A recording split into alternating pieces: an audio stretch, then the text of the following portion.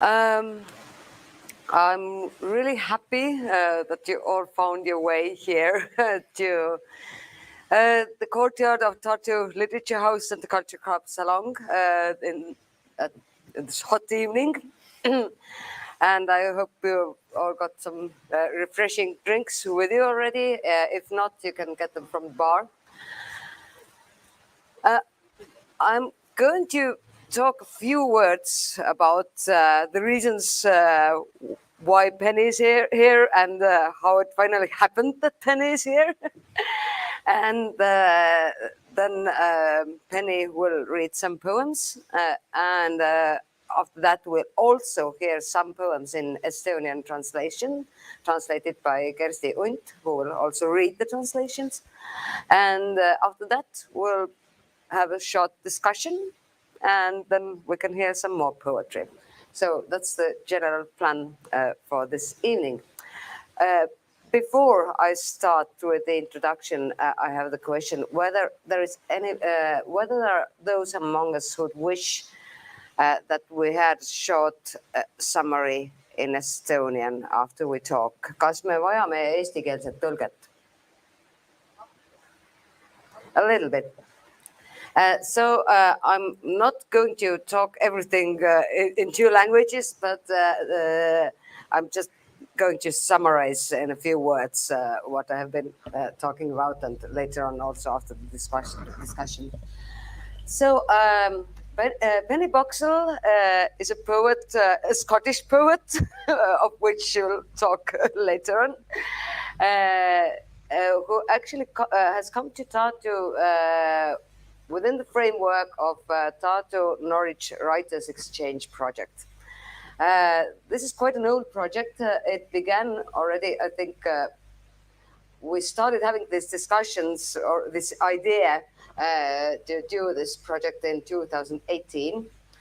And by the end of the year, we had figured out the details, and it was launched early 2019. When we found the writers we're going to exchange, and in March 2020, a writer from Tartu, Vahur, unfortunately not longer with us, went to Norwich, was supposed to spend a month there, and in 2 weeks Corona hit. So he had to return earlier, but still he got to get acquainted to Norwich City of Literature, and also wrote a short piece about it. I think it's available on the webpage of National Centre for Writing UK. And then, well, Penny was supposed to come to Estonia in May, which of course didn't happen because no festival happened, no travel happened, and so on. In 2021, I think we tried again. Everything happened. It was quite difficult to plan things. And eventually this spring, we figured that this summer will be the summer during which it would be safe enough to travel and safe enough to come to have a residency in Tartu, and to also have some meetings with real people and do at least one real event, meeting people live. So I'm really happy that Penny finally got to Tartu. And she's been here actually since the beginning of August. She has had some time already to look around and get to know the city and the people here.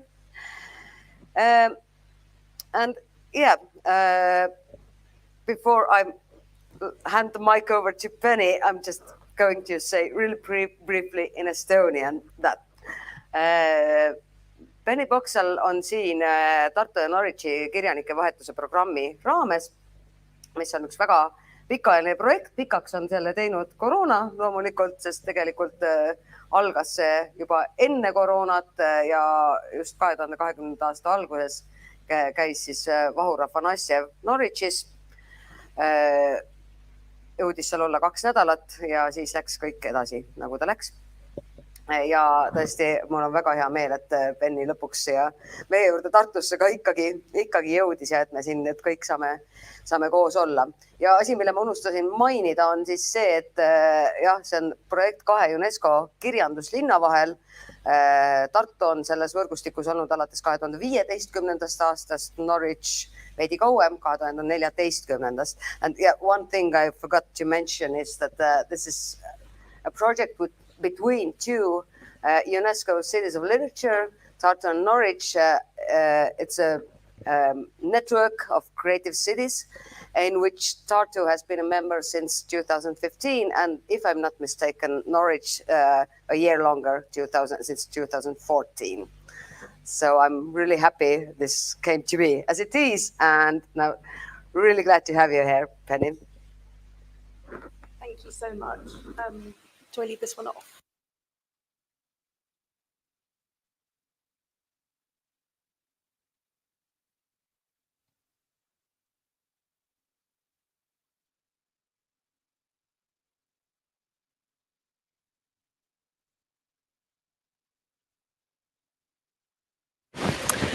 Thank you so much, Maria. It's absolutely lovely to be here, and thank you all for coming on a really beautiful, hot evening.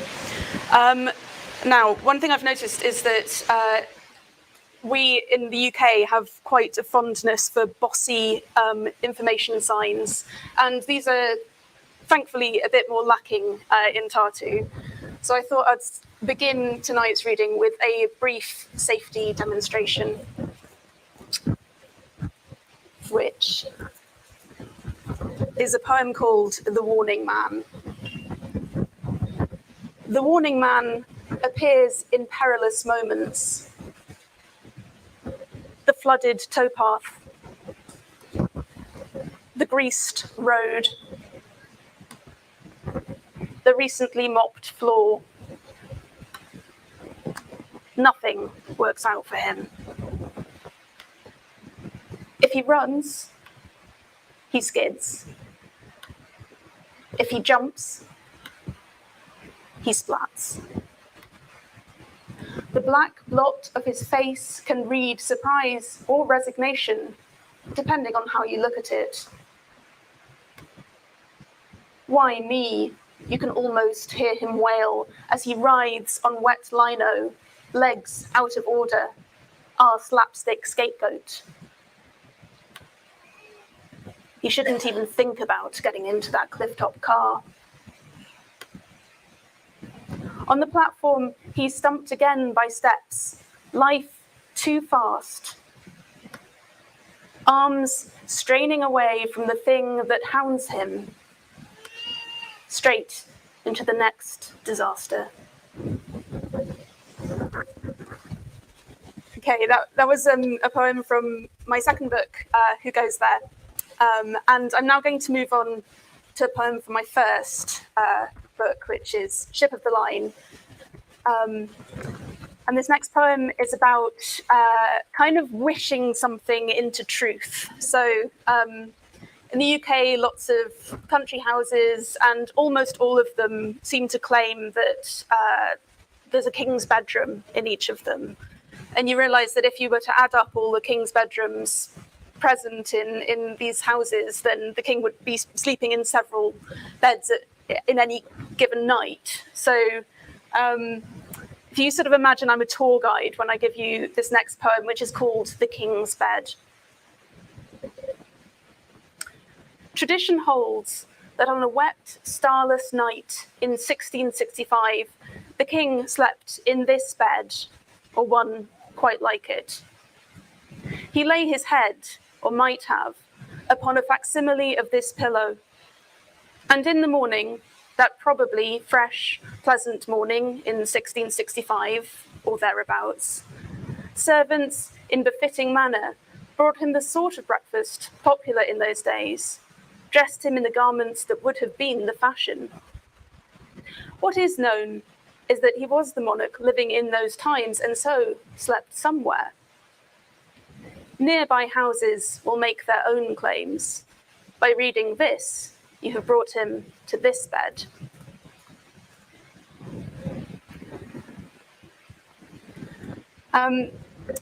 This next poem is about a magical object. I've had a career in museums, and I'm quite interested in the power that objects hold for us.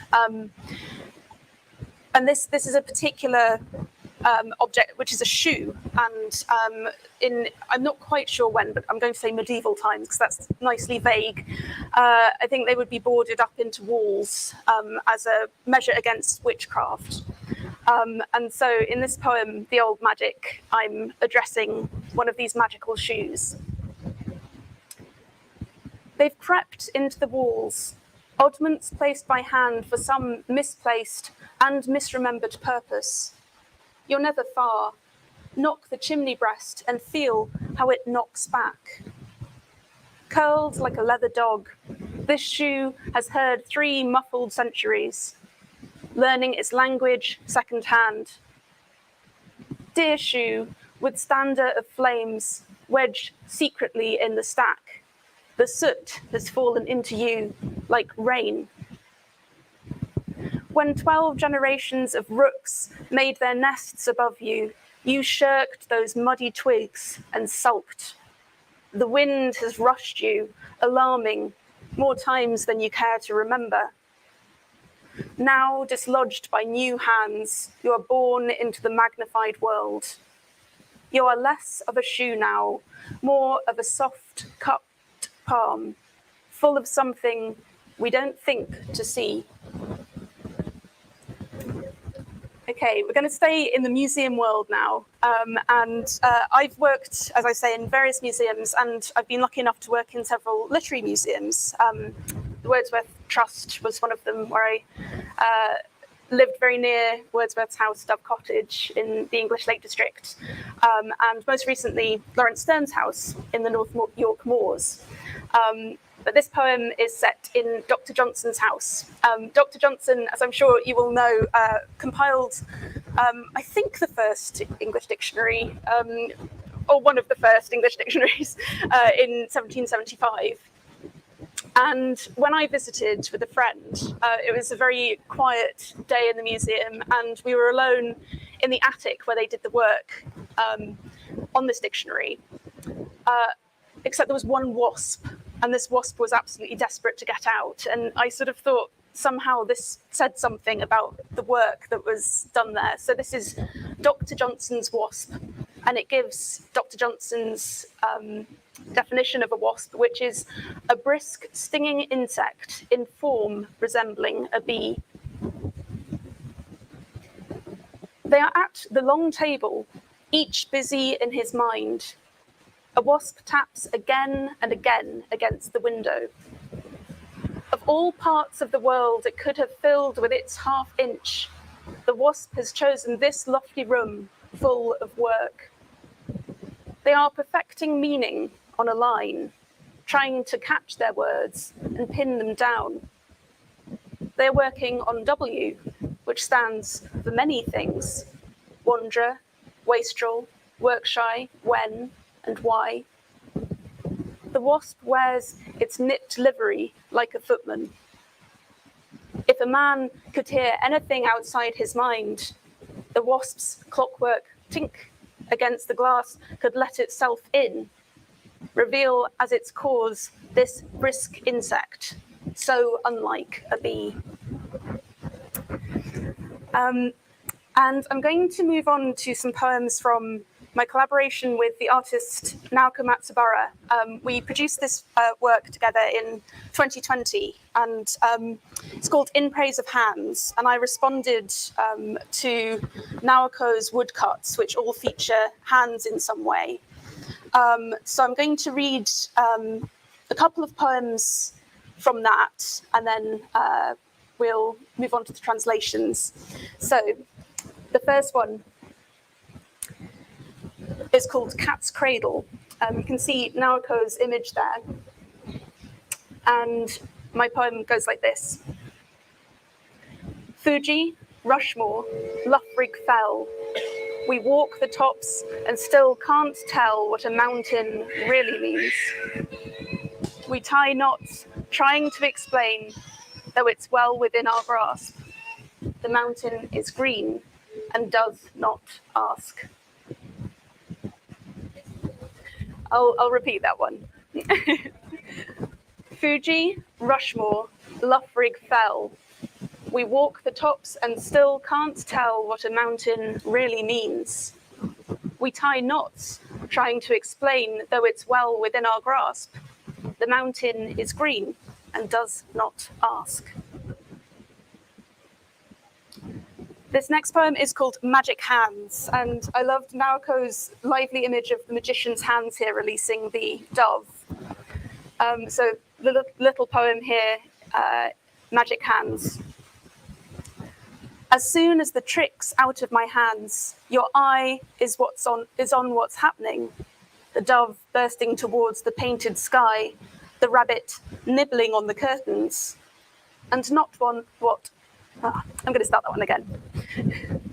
As soon as the trick's out of my hands, your eye is on what's happening. The dove bursting towards the painted sky, the rabbit nibbling on the curtains, and not on what's happened. I folded myself into myself like a neat handkerchief ready to be put in a drawer. And just before we move on to the translations, this last poem I'll read in this section is a really personal one to me. Having written poems in response to Naoko's images, she then invited me to write a poem that she would respond to with an image. And I had recently lost my mother, and I wrote the following as a tribute to her. So this is the present with Naoko's beautiful image to go with it. The present. My mother handed me a gift. Close eyes. I took it in my ready palms. It was lighter than I would have thought. In slipping it from hand to hand, we'd traded more than its small weight. Some ancient magic touched us as it tipped from hers to mine. We changed position, expectation, tense. I'm here and looking at it still. This little thing her clever hands made happen is more precious for the growing space between us, more vital with each passing hour. I watch it closely now. Kirsty, would you like to come and do some translations? I hope I could switch it on. Oh, yeah. Yeah. And shall I have this too? Yeah. Mm-hmm. And I shall switch on to Estonian now. And esimene on siis Warning Man, mille tõlke pealkiri oleks Hoiatav mees. Hoiatav mees ilmub ohtlikul hetkel, üleujutatud rajal, õliga reostatud teel, äsja pestud põrandal. Miski talle ei kõlba. Kui jookseb, siis libiseb. Kui hüppab, platsatab vette. Ta näo must laip võib tähendada üllatust või loobumist. Sõltub, kuidas vaadata. Miks mina võid peaaegu kuulda teda vingumas? Kui ta väändab märjal põrandal, jalad puseriti, see meie farslik patuoinas. Ta ei tohiks kunagi mõeldagi, et ronib sellesse autosse seal kaljutikul. Kõrgel platvormil on ta jälle hädas. Kord astme, kord elu liiga kiire. Käed tõrjuvad seda, mis kihutab teda otse teed järjekordsesse õnnetusse. Märkus, see luuletus on kujukesest hoiatusmärkidel.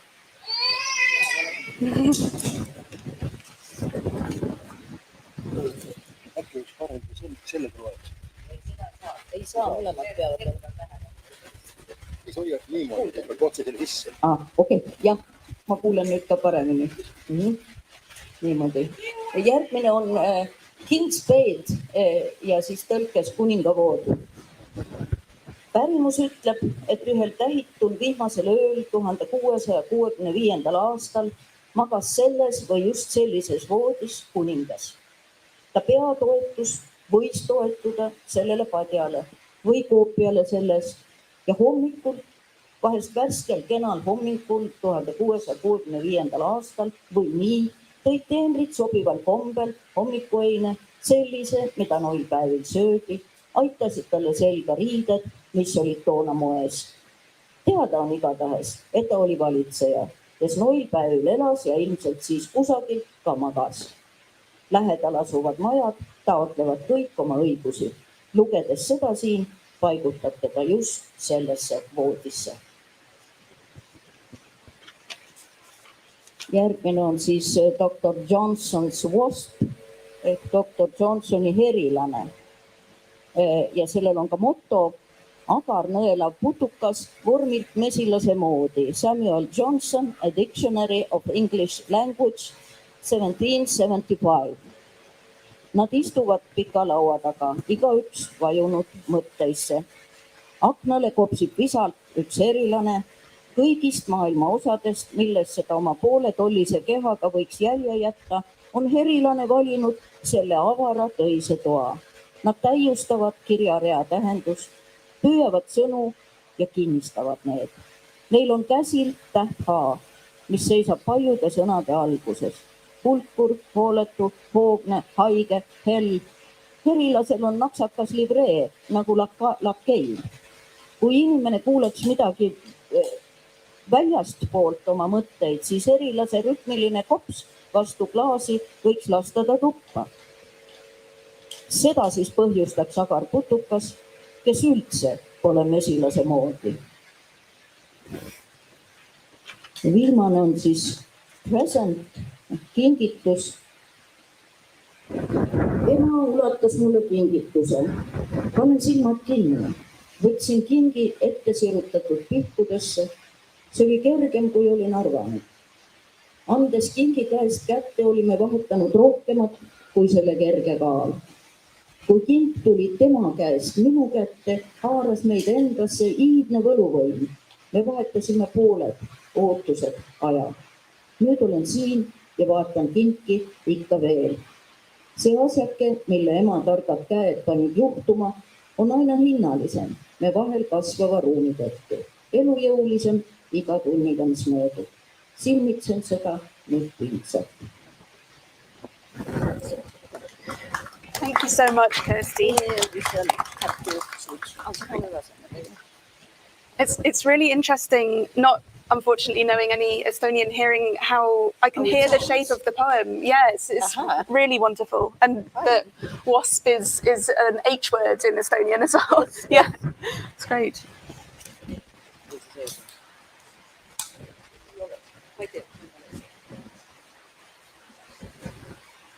Okay, I hope this other mic is on. We have a lot of equipment here today, and some of it tends to fail every now and then, but I hope we'll manage. And it's been really nice to hear your poems, indeed, in both languages. The sound is, as always, different, but I really love how some kind of this, humorous glister in all of them comes through also in translation. And probably most people here don't know much about how you became a poet and what you have written and how. So I think I'd first ask you, I know you debuted in 2014, right? So how come you started writing poetry? It was probably a bit earlier than you debut, but was it something that you worked towards since your early childhood, or did it suddenly come to you in a later age?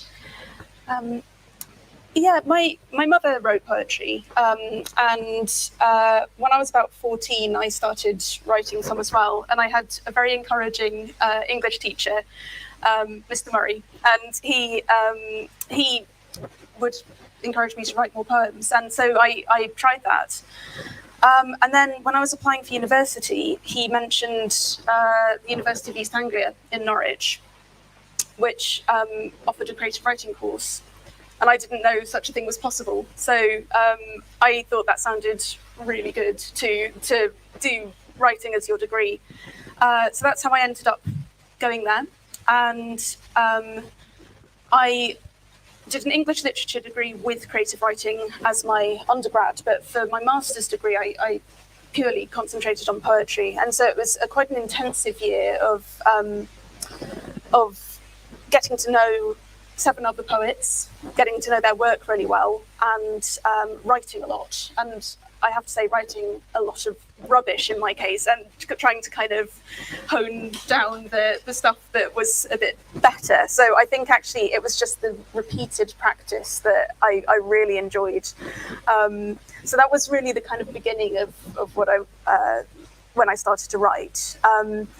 But then the museum jobs, my first one I had at the Wordsworth Trust when I left university, they really fed into it. I've always been interested in the past, and of course working in a literary museum, you think, how does writing happen? You know, in between the washing up and the laundry, you know, what actually does life look like when it's a writing life? And so I started thinking about that and writing quite seriously when I was at the Wordsworth Trust.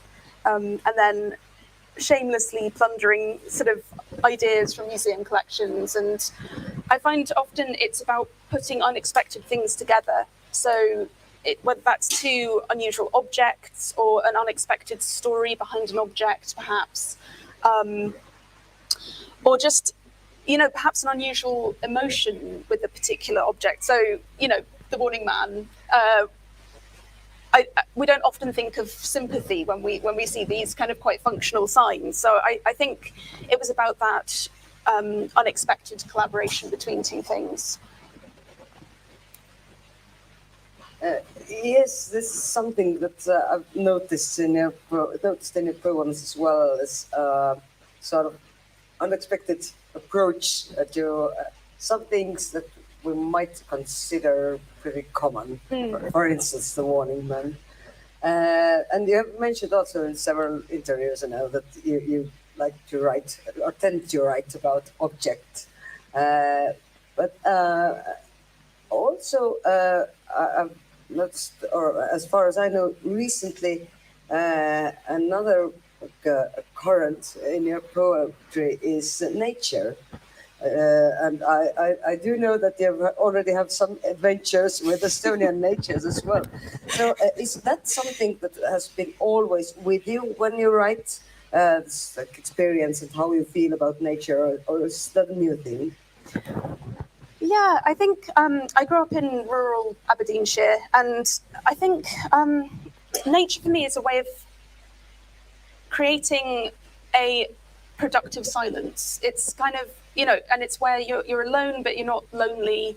And I think that sort of space allows words to come in. I think if I'm walking, just the physical act and rhythm of walking, I think, can free up internal rhythms to have ideas for poems as well. And I often get ideas for poems while I'm out walking, make notes while I'm out.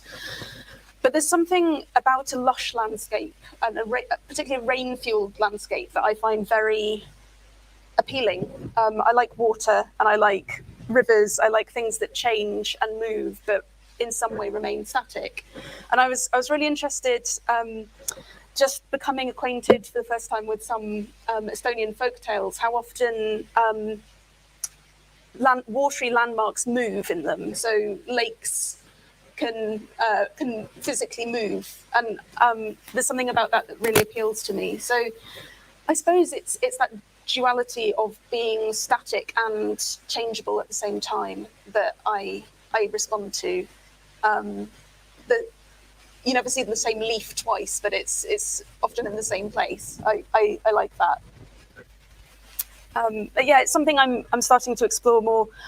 Later on I'll read some poems from a collaborative project I've been doing about moss. And what I love about moss is that it's overlooked and I think really rather beautiful. And it contributes so much to atmosphere. It's not a showy plant, but it's something that if it weren't to exist, you would really notice its lack. So yeah, I think I quite like underdogs in lots of my choice of subjects. Yes, I mean, it's interesting how you find these this details, it's like moss in the surroundings and in the nature. And I think you also, when you talked about water, I also remember that I think you're also, we have had international residencies in Tartu, writers' residencies since 2017, but you are the first lucky one who has had a chance to actually swim during the residency. But regarding, well, we have talked about objects, and you already mentioned about your work in museums. We'll come back to that in a minute also. But as you mentioned, nature and walking is a source of inspiration or conditions where you start getting ideas. How about poetry itself, or in general literature itself? Whom do you read, or how does reading work for you in regards of inspiration, or in general? I mean, what's the type of reading, or the types of books that have really given you a spark? I read quite slowly, and that's always been the case. I think it's sort of like sometimes the flavors can be very strong and you want to take them a little at a time. One of the most sort of game-changing books for me recently has been Jack Self by Jacob Polly, which won the T.S. Eliot Prize a few years ago.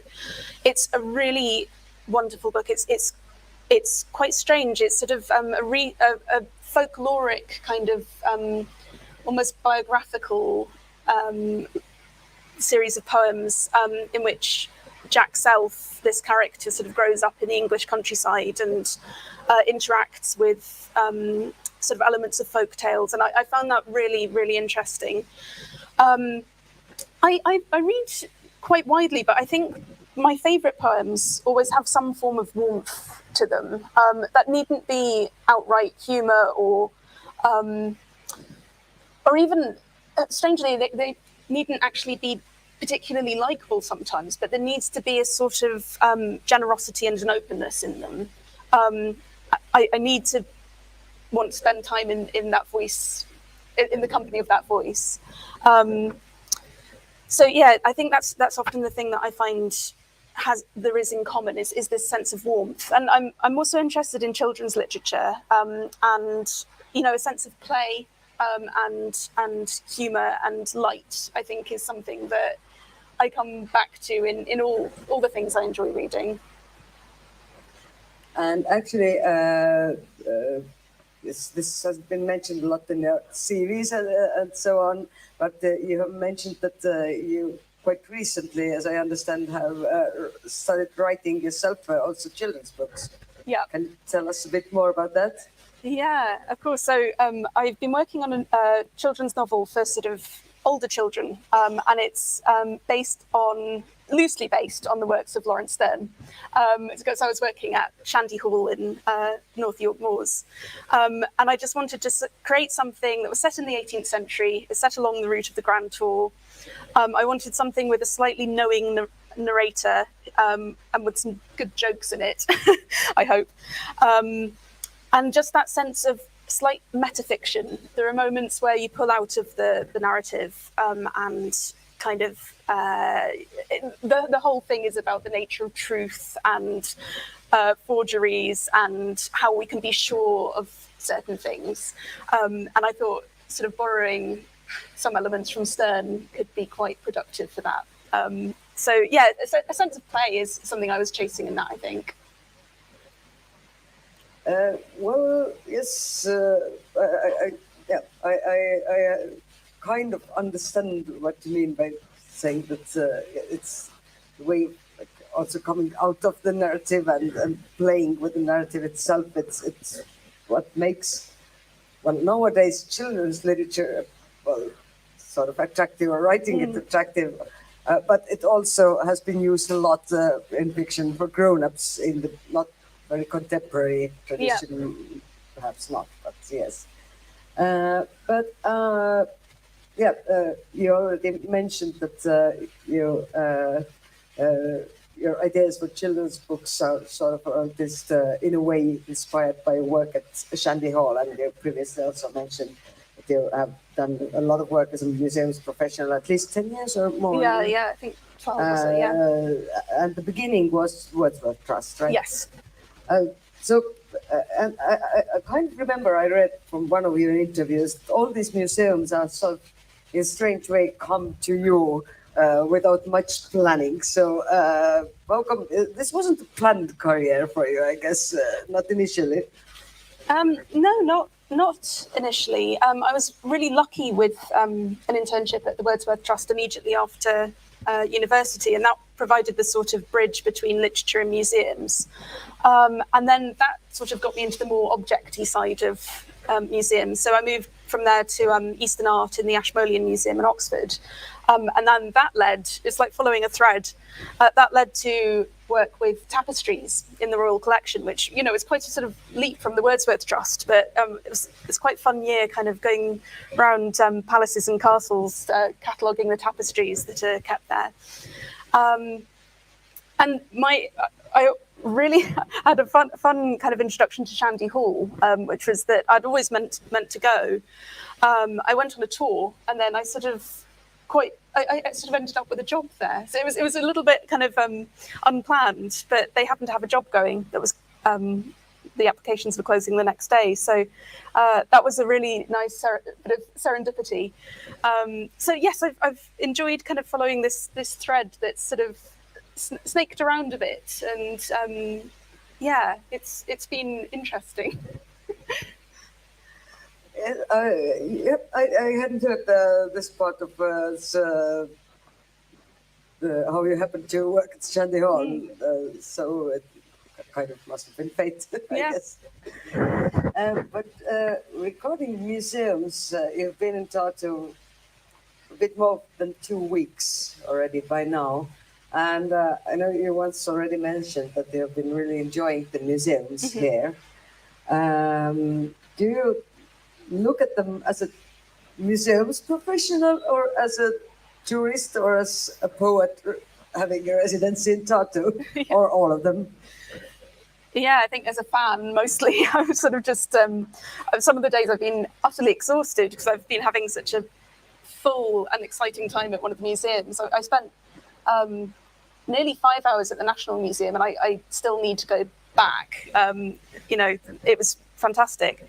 But I've also been plundering them for poems, and actually some of the poems I'll read later, which are new poems, are inspired by cultural places here in Tartu. But I was in the Natural History Museum a couple of days ago, and I came across this wonderful story of a meteor falling through the roof of a pigsty in during the Perseid shower, I guess, in sort of 1860s, I think. And I just thought, well, that's a poem, you know. I haven't written it yet, but you know, the idea of this star falling through the roof of a pigsty, and I wouldn't have known about that, you know. This is why museums are so helpful and wonderful, I think, because they just put these images in your head that you wouldn't have come up with otherwise.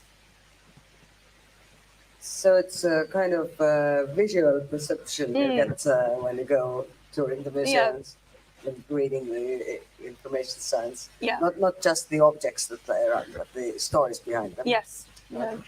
But since we got to already to the topic of your experience in Tartu so far, I guess the local audience, as always, wants to hear what else have you found inspiring here, or how has Tartu been treating you so far? Yeah, I love it. The river is the single thing that I love most, and I've been swimming every day in the river. In some ways, it reminds me of Norwich. I mean, it's entirely its own thing, but in a sense of kind of how easily walkable it is, and I love going around on the bikes and just exploring. It's very easy, and it's very comfortable, and I find it quite easy to write here because there are so many comfortable, quiet spaces that you can seek out. Yeah, I'll be back definitely. I'm really enjoying my time here. Yes, I guess we'll do everything everything in our hands to have you back here in Tartu soon.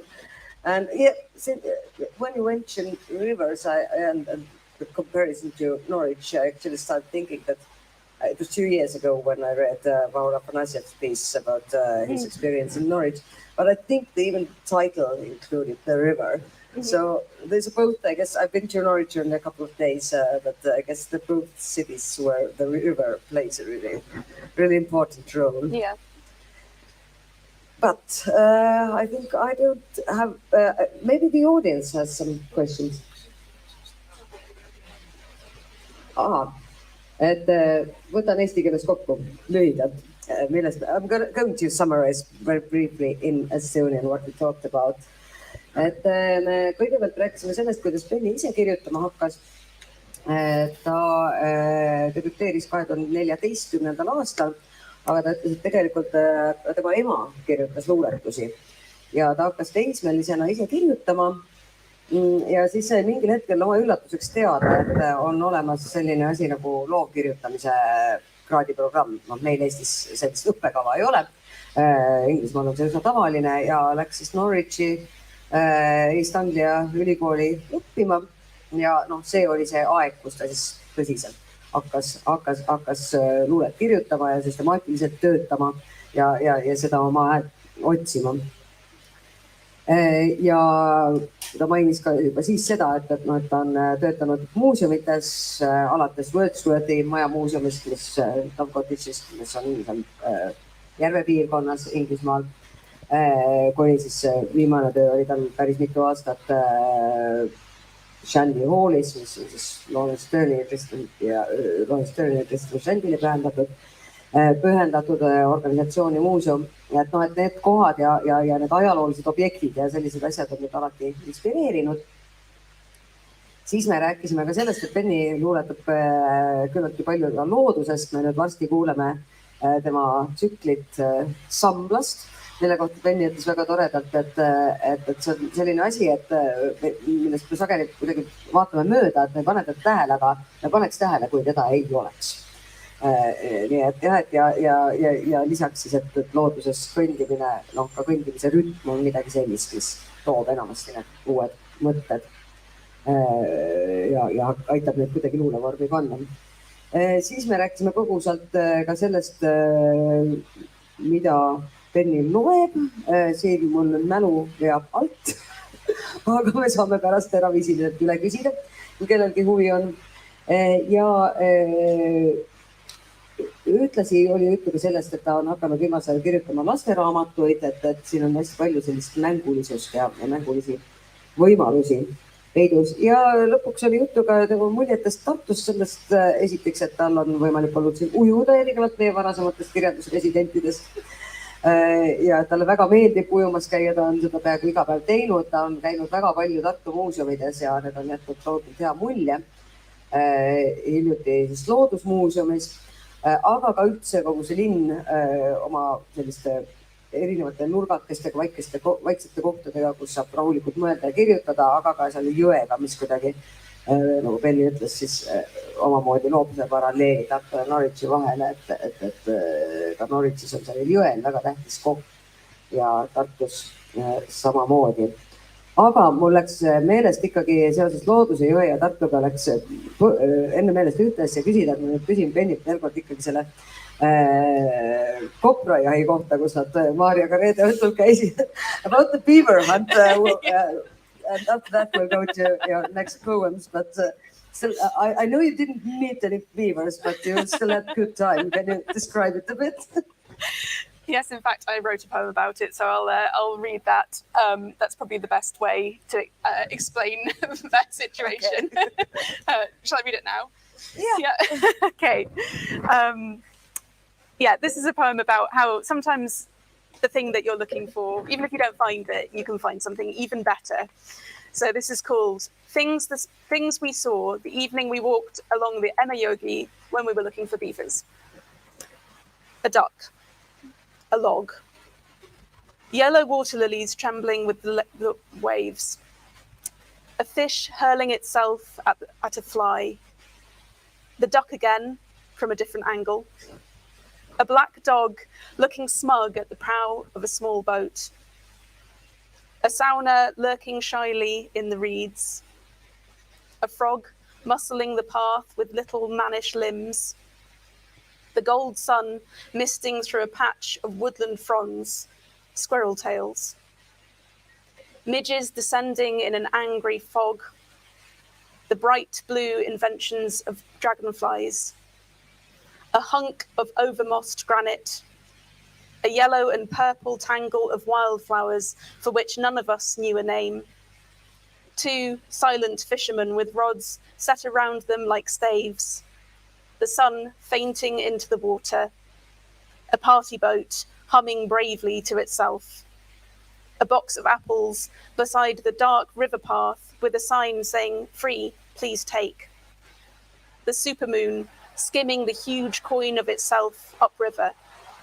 A dotted line of canoeists lit by lanterns scanning the prickling sky. And of course, no beavers. That sounds like you had a beautiful evening. That's great.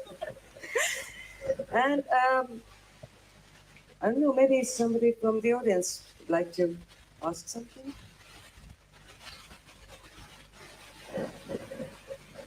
If not now, maybe we can do it later without the mics and all the wires we have around us. And now perhaps we hear some more of Penny's poems. Thanks so much, Maria. Okay, so I'm going to read some new work now. Some moss. One of the first things I did arriving in Tartu was went to the Botanic Gardens, and I was really delighted to see that the moss was labelled. Is that better? Yeah. I can't seem to get the image up.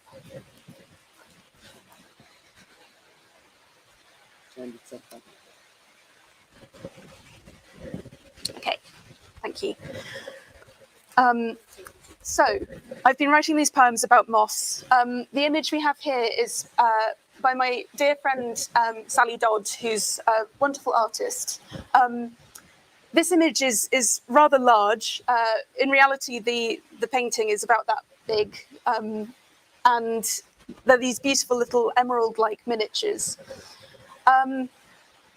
There's rather a long story about how I started writing about moss, but in a nutshell, I discovered a botanist by the name of Richard Spruce, which is a wonderful name anyway, who was from Yorkshire in the north of England, and he lived in the 19th century.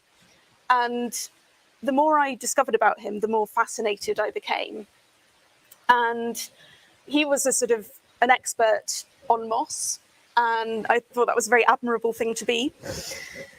I also discovered lots about moss, that there are hundreds and hundreds of types of moss in the UK and Ireland, and they've all got really wonderful names. So I've written a little sort of biography of Richard Spruce, but it's also, I think, about what fuels us and what creative energy we find in life. And Sally has illustrated some of them with these beautiful miniatures.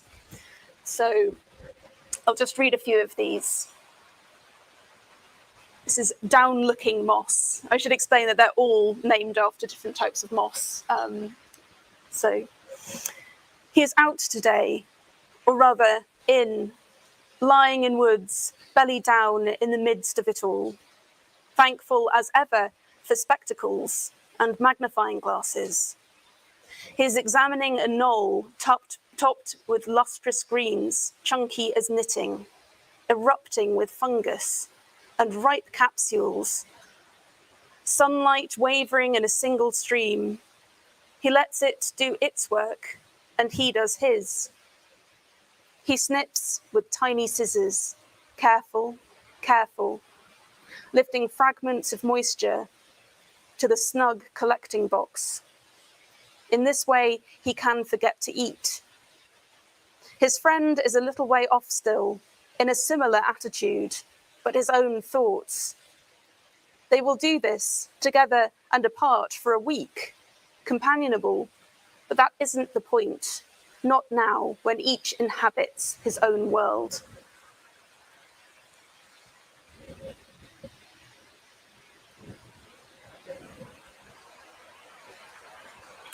Juicy silk moss.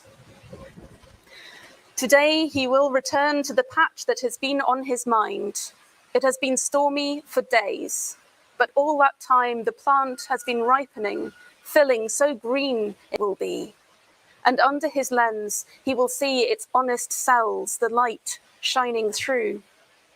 He lopes over relief maps of limestone, hurrying boots on uneven ground, down the ridged throat of the gill, deep into the shade and the wet, where the rocks drip slowly away into underground streams, laden with ancient weight. But what he feels is lightness, light. He casts an expecting eye into pits of shadow. For the patch, he wonders not very hard if he has imagined. And yes, it was here. But he finds it, when he finds it, cut away, withered, diminished, almost nothing to take for himself. Surely, if you are to love the overlooked, you should be able to expect no one else to care.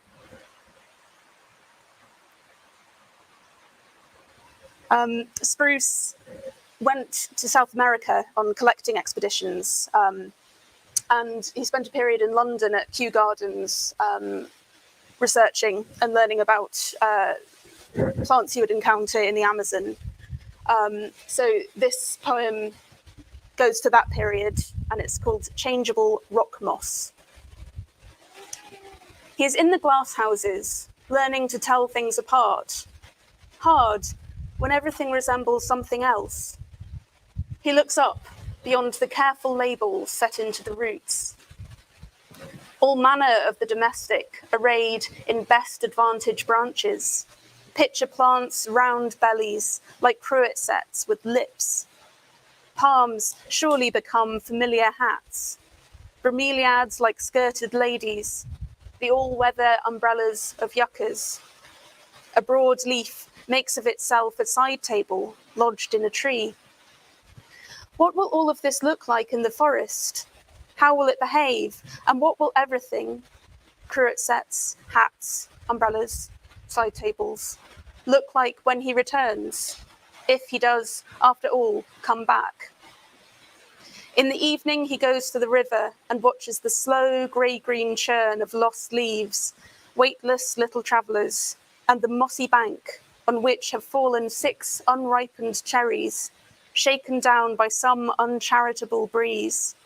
The arrangement reminds him somehow of Christmas, a table laid with pretty things, bright on a green background, strewn, that's it, after a big Christmas lunch. Realizing this, he could weep.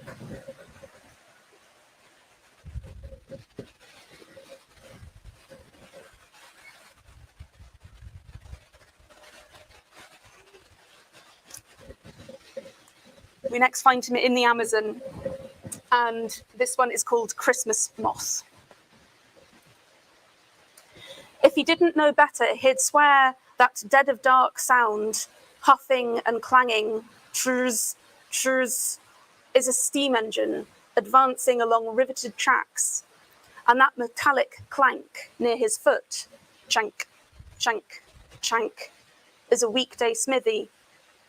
Even here, wobbling along the equator, where no one says his name, he can't shake a Yorkshire village. All the sounds that are in him belong to that place first. Chank, a North Country forge, the hammer's report, hot fire where you need it because the fields are stiff and white. How strange. The way an old couple call to each other through the rooms of a cottage, the heavy trappings, the scuttle and fender, little teapot things. He shakes his head, he shakes, bright bergs flummox away. A musician wren pitches its clear as day notes. He smears a mosquito, and the frogs continue their carolling in an unglossed tongue.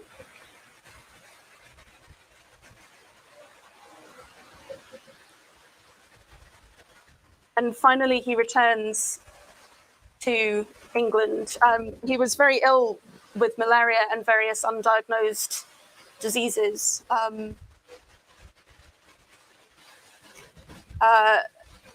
And I wanted this sense of returning and what it meant when he came back. So this is the last of the mossy poems, and then I'll read you one new one. Okay, this is Glittering Wood Moss. When he lands, after 15 years, give or take, it's as if he's just woken to railways everywhere and Viet. There is no one left to meet him, 8 sisters dead or married. So he goes back to where he came from. In the conservatory at the big house are potted palms, stunted tart fruits in the orangery, comfortable bread at luncheon, a menagerie letting out its breath in the fog. His hammock present is unmannered in the Yorkshire light, the shriek of feathers belonging to creatures deceased. In the woods, the air is ripe and full of water, all sounds close at hand, not in the far and away canopy. There's no such thing. The roots are just roots, having ceased to be snakes. Moss comforts as always, and domestic insects are only politely interested. Pheasants steam away, dripping oil colours, homophones for birds of the tropics. But as it turns out, they never mean the same thing.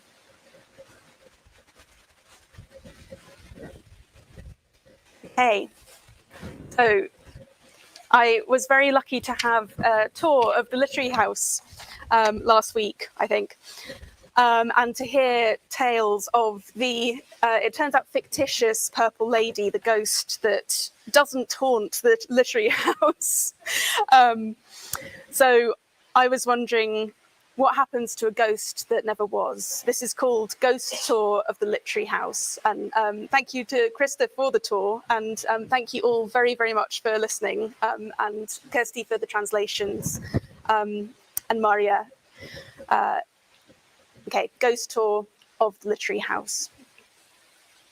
If I were to tell you of a stuttering breeze that comes from nowhere and slams the door of what was once the ballroom, if I were to share tales of a figure shimmering on the great grey staircase who fixes you with a stare and fades out, if I were to show you the very hook above the fireplace, the undeniable stain on the office floorboards, if you were to hear the telephone ringing in a locked room, to answer it to the snowstorm of white noise, if you were to witness the bookcase tilt on its wooden feet and rock bodily across the faded carpet, if then I were to take the little pin of reality and pop these shiny images to tell you it's all a fiction, leaving you in the muted space that follows such shocks, what would happen to the ghost we'd made? Would she evaporate, leaving a lilac trace on the air? Would she drift on to some other willing place? Just now, in fact, in my storied flat, a draft came in unannounced and flipped the pages of the newspaper. The rocking chair, oh, obvious place, twitched, and something, possibly, coughed. Meanwhile, I was wandering the large and echoing rooms, humming to myself, looking, I've no doubt, a little lost. Thank you very much.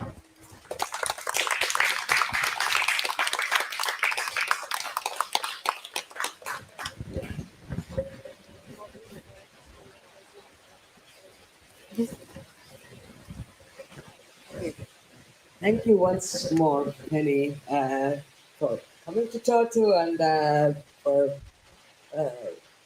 being here with us tonight. So we could have a nice talk and an interesting poetry reading, because I had read most of your poems before, but now listening, you can also see how many different angles you can take, and I think that the playfulness there is also quite obvious. The irony, the humor, but also like the joy that comes from playing. And as you said yourself before, there's this warmth, this light as well. So thank you very much for that. And thank you all for coming. Have a beautiful evening.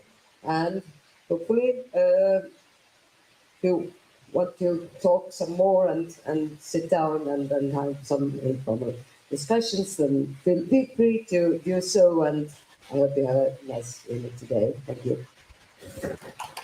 Thank you so much, Maria.